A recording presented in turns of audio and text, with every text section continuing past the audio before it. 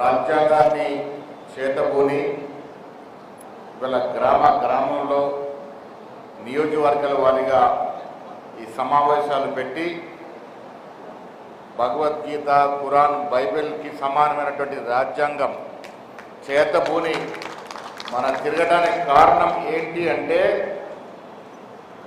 ఈ దేశ సమగ్రతకి, దేశ అఖండతకి తూర్చుకొట్టే కార్యక్రమం ప్రధాని మోడీ, అమిత్ షా చేస్తూ ఉన్నారు.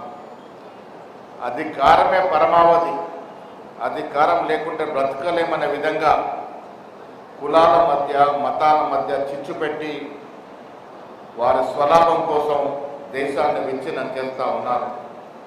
మిత్రులారా, చాలామంది మతము, కులం మాటల్లో ఉండొచ్చు.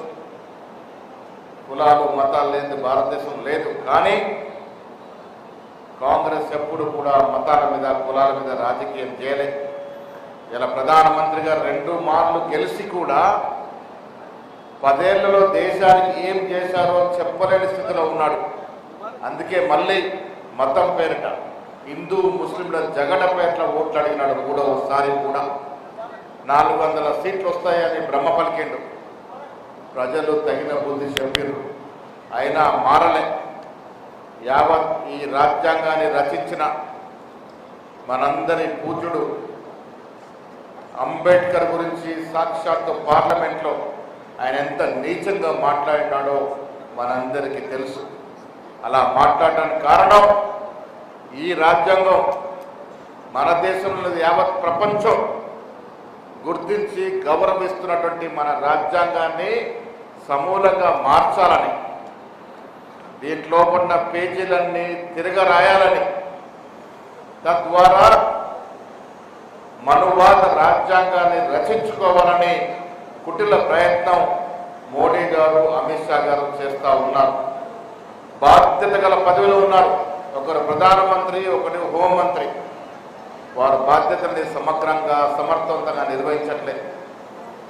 ప్రధానమంత్రి హోదాలో ఉన్నటువంటి వ్యక్తి మధ్యాల మధ్య చిచ్చు పెట్టే విధంగా మాట్లాడుతూ ఉన్నారు.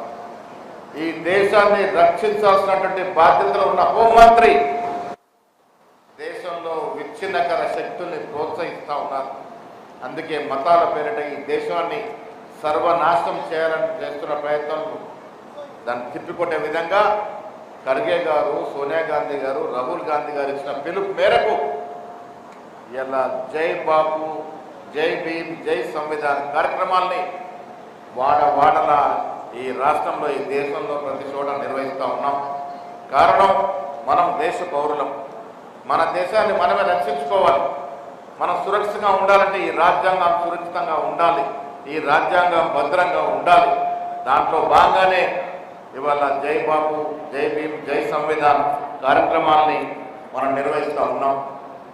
ఇలా షాద్నగర్ అంటే మాకు ఒక భరోసా, శంకరయ్య అంటే మాకు ఒక భరోసా. అందుకే ఆయన అడగగానే నేను ఈ కార్యక్రమాన్ని ఒప్పుకున్నాం. మీనాక్షి, నటరాజన్ కూడా ఈ కార్యక్రమానికి వస్తానన్నారు. అనుకోకుండా ఢిల్లీ పోవాల్సి వచ్చి రాలేకపోయినారు. శంకరయ్య గారు ఒక కార్యక్రమం చేపడితే క్రమశిక్షణ, ఇలాంటి క్రమశిక్షణ చాలా తక్కువ చోట్ల ఉంటుంది. క్రమశిక్షణతో ముందుకు తెలిసే బాధ్యత తీసుకునే వ్యక్తిగా ఇలా మీ ముందున్నాడు. మీ వాడిగా, మా వాడిగా మన మధ్య ఉన్నాడు. మిత్రులారా, రాహుల్ గాంధీ గారు భారత్ జోడో యాత్ర ఈ ప్రాంతం నుంచి పోయింది. మనందరూ కూడా వారితో కాలు కడిపి, చేతి కలిపి నడిచే అవకాశం దొరికింది. ఆ భారత్ జోడో రాహుల్ గాంధీ చేసిన తీరు ఊరికే పాదయాత్ర కాదు. రాహుల్ గాంధీ గారు ఆ భారత్ జోడో యాత్రలో దేశాన్ని, భారతదేశాన్ని భౌగోళికంగా, సామాజికంగా, రాజకీయంగా చదవగలిగినాడు. సమస్యల్ని అర్థం చేసుకోగలిగినాడు. వినతులు విన్నాడు. ప్రతి పేదవాడు, దళితుడు, గిరిజనుడు, బీసీ వాడు, మైనారిటీ వాడు చెప్పిన మాటలు విన్న తర్వాతే ఈ దేశంలో సమానత్వం లోపించింది. ఆర్థిక వ్యత్యాసం పెద్దగా ఉంది.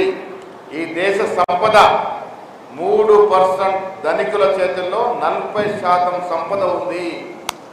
అదానీ, అంబానీ లాంటి 3% ధనికుల చేతుల్లో యావత్ దేశం 40% సంపద ఉంది.